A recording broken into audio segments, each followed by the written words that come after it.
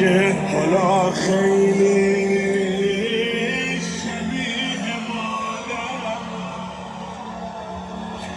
من را ببخش اگر که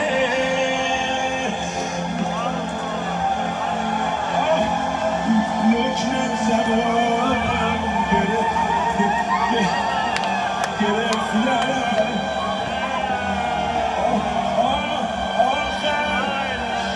شکست دستی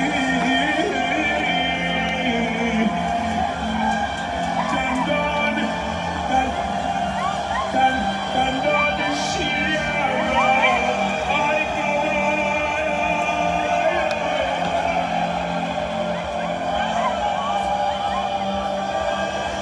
زمستان اومد بدن شریفش رو غسل بده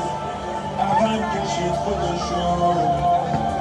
گذاشت بره کجا میری او اول به من بگیدی بچه ما چه مریضی از دنیا رفته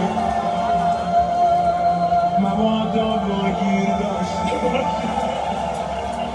این کبودی ها چیه این زخم بناش همه گفتن از وزی بچه رو زدن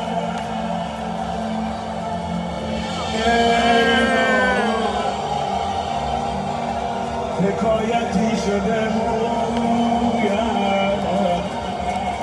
ای بابا داستان داره ای بابا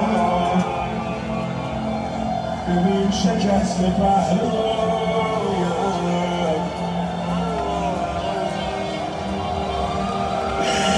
همینا حکایت داره اما یه جان خیلی سخت بود بابا جان بیامون بودا من سرگردون بابا ناگرده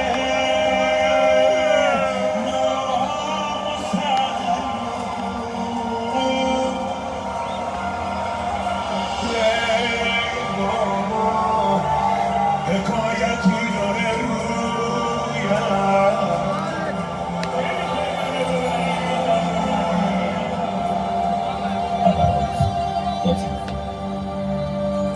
من مجریم، کارم تصویرگریه، شما مخاطب کارتون تصویرسازی.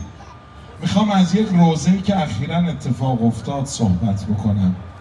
یه دقیقه تصور کن بچه 3 ساله از دنیا که رفت وقتی میخواستن براش قبر بکنن چی کاری کردن، چه سختی، چه ابعادی. همین چند وقت پیش تو میناب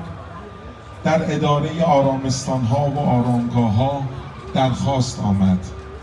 168 قطعه کفن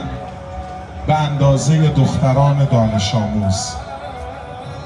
168 تا تابوت به قد و بالای یک دختر کلاس دوم سوم.